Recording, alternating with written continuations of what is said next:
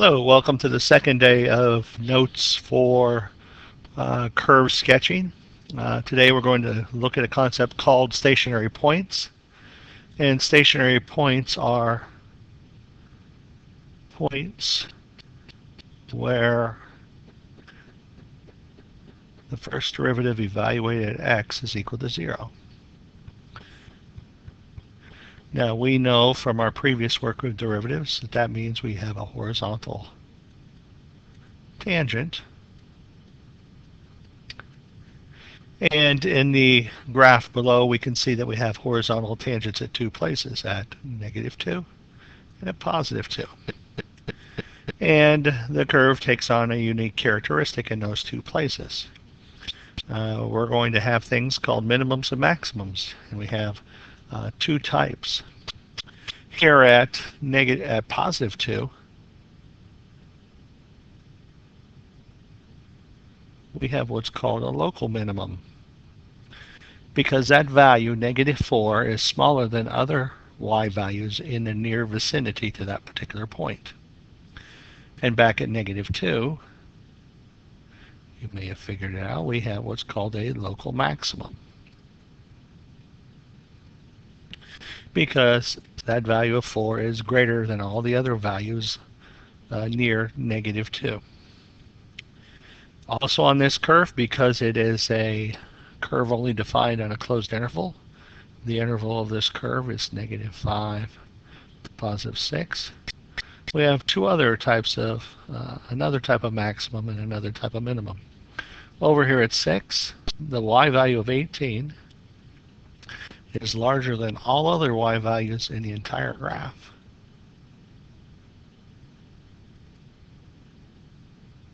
So it's what we call a global maximum. Global maximum occurs whenever the y value for the point happens to be lower than all other y values.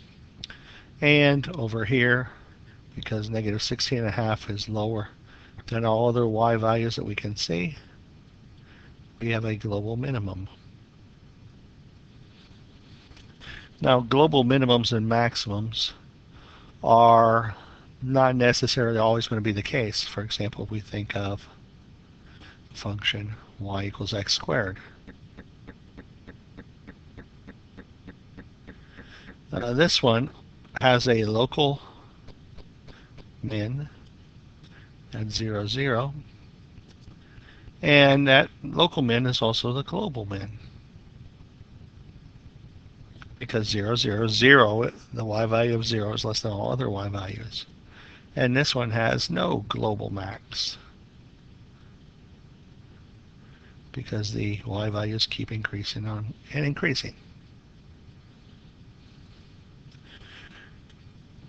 Another situation where that could occur is in this particular problem. This is the graph of y equals x cubed.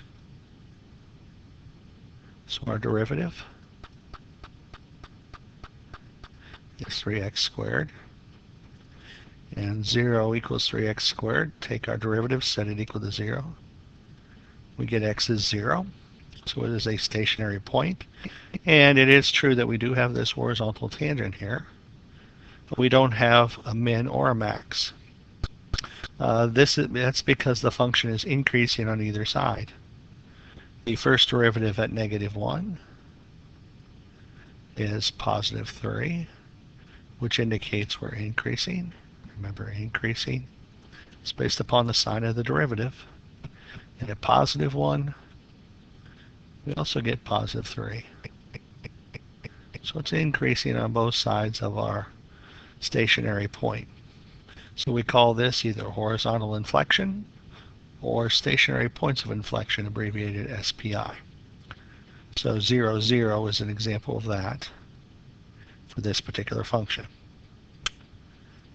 So it's neither a minimum or a maximum. So one thing for us is that just because the derivative is equal to 0 does not imply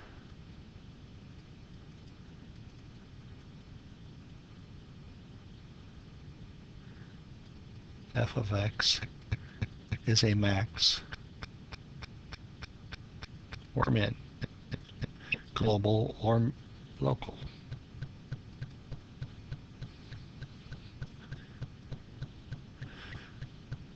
So our sign diagrams are going to help us identify whether a particular value of x is a global min or max. So here our x values, we're going to call them a, and they're ones where the derivative causes us to be 0. So we'll have a local max if we move from increasing on the left to decreasing on the right, like we can see here at -2. We're increasing, then decreasing. That makes it a local max. A local min occurs to the left of it is decreasing, to the right of it is increasing. So here we have decreasing, increasing on either side of it. So that made it a local min. And horizontal lines, horizontal inflections or stationary inflections are going to happen in situations where we have positive on both sides, increasing on both sides, or negative values for our derivative on both sides of our critical point, our stationary point. You'll hear me say critical point from time to time. That's AP terminology, and it just slips out. So in this particular case, to the left of -3, my function is increasing. To the right of 3, my function is increasing. So that's a horizontal inflection. So at our stationary points, they could be local mins, local maxes, or horizontal inflections. So let's take a look at about 3. So we're going to find and classify the stationary points and then sketch the curve. So here our derivative is 3x squared minus 12x. We set that equal to 0 to find our stationary points. There's a common factor of 3x. So that leaves 3x times x minus 4. So our critical numbers are our stationary points are x equals 0 and x equals 4. So we need to do a sign diagram to get an idea of what's happening. So at 0 we have a value of 0, and at 4 we have a value of 0. So if we pick a number larger than 0 and plug it in, or take our numbers and plug them into here. So a number bigger than 4, well 3 times 5 is positive, 5 minus 4 is positive. We're increasing to the right of 4. In between 0 and 4, 1, 3 times 1 is positive, 1 minus 4 is negative. Positive times negative gives us a negative sign there. And then number smaller than 0, like -1. 3 times -1 is -3. -1 minus 4 is -5. A negative times a negative is a positive. So interpreting this, we're going from positive to negative according to that chart on the previous screen. That makes this a local max. And then here we're going from negative to positive. That makes 4 a local min.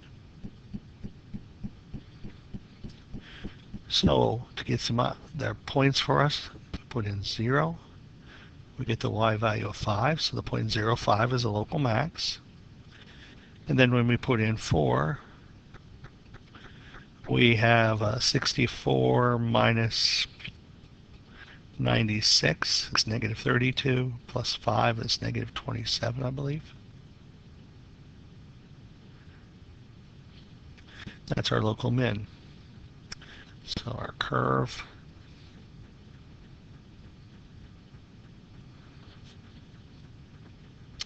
All right, so as we sketch this curve, we know 0, 5 is on it. Let's call 0, 5 there.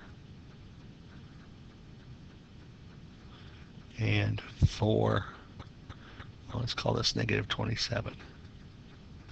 4, -27 is the local min. So to the left of 0, we're increasing. So I have to increase to 0, to the point 0, 5 specifically. Then I have to decrease all the way down to 4, so down to 4, -28, 27. And then after that, we're increasing again.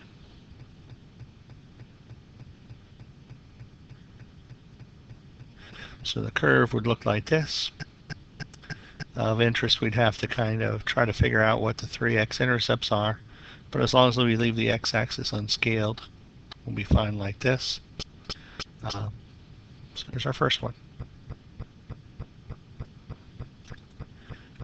Let's bump it up a little bit. We're going to do one that involves a square root. So our derivative is equal to 1 minus 1/2 x to the negative 1/2. That's 1 minus 1 over 2 times the square root of x.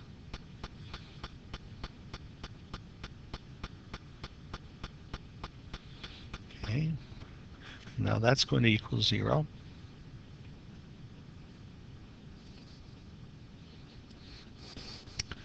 And so as we're setting it equal to 0,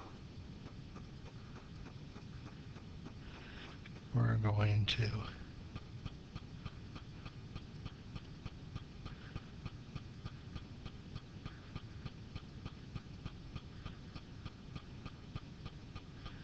so one number has a square root of 1/2, and that would be 1/4. That's our critical number. So at 1/4, we have a value of 0. Take a number bigger than 1/4 and plug it in. Well, let's plug in 1. When we put in 1, we get 1 minus 1/2, which is definitely positive. Now in this particular problem, if we plug in something smaller than 1/4, we could do like 1/9. 1/9. So we would have, in terms of our derivative, the square root of 1/9 would be 1 minus 1 over 2 times 1/3. 2 times 1/3 is 2/3. So we have 1 minus 1 over 2/3, which would be 1 minus 3/2, which is negative 1/2. That's going to be negative. Then back at 0, it's undefined because we can't take the square root of 0. Matter of fact, our function only starts at 0 because I can't take the square root of a negative. My function goes from 0 to infinity. So piecing this information together, we know that it does have 0, 0.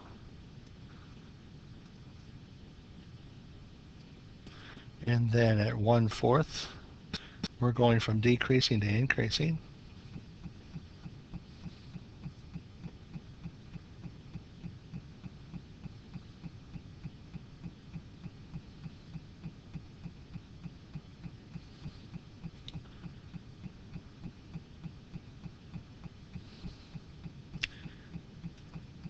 And so at 1/4, my function is 1/4 minus 1/2.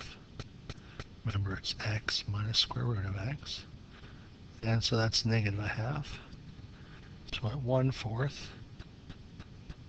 we have a y value of negative 1/2. If we consider it when we put in 100, let's see, at 1 it's going to be 0. It's going to continue to increase.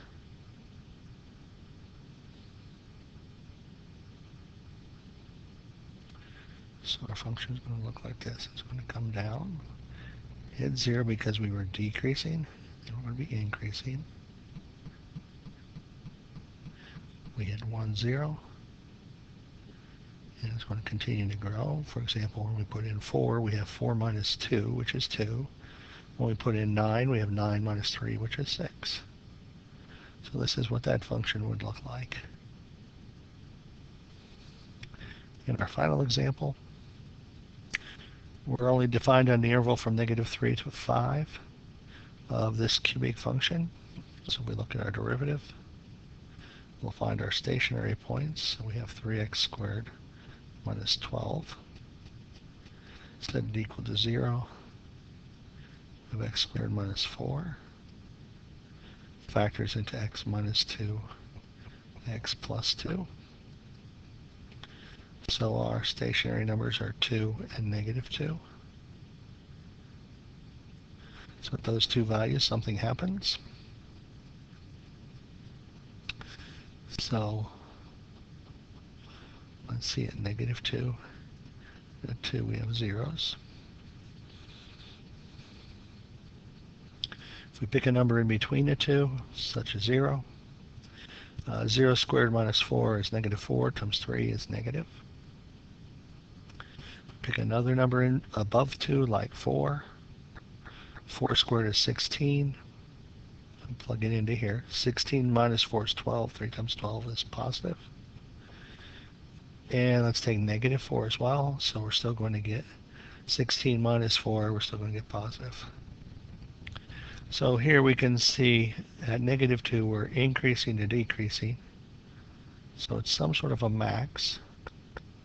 And at 2 we're decreasing to increasing. So that's some sort of a min. We just need to figure out which one's a global,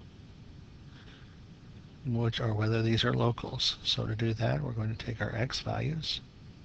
We're going to plug them in to our function, or our y value, I guess. So we have negative 3, negative 2, 2, and 5. So when we put in negative 2 into our function, negative 2, we have negative 8, plus 24 minus 2, that gives us 14. When we put in positive 2, we have 8 minus 24 minus 2, which is negative 18. When we put in 5, we have 125 minus 60 minus 2, which would be 63. And when we put in negative 3, we have negative 27 plus 36 minus 2, which is equal to 7. So our negative 2, it was a max, but since 63 is bigger, we only have a local max there.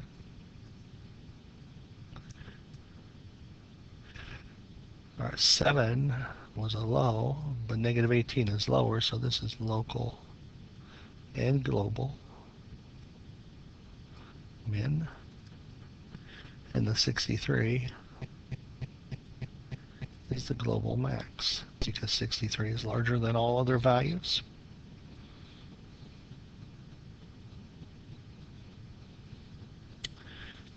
This 7 could be called a local min as well, because our curve, we're starting at negative 3, 7, and we're increasing. So we're going up. So it's larger than anything else. We're here at negative 3, 7. We go up to negative 2, 14. We come down to 2, negative 18. And we go up to 5, 63. So yeah, this is a local. It's smaller than all in its area. This is a global. This is global. And this is a local max.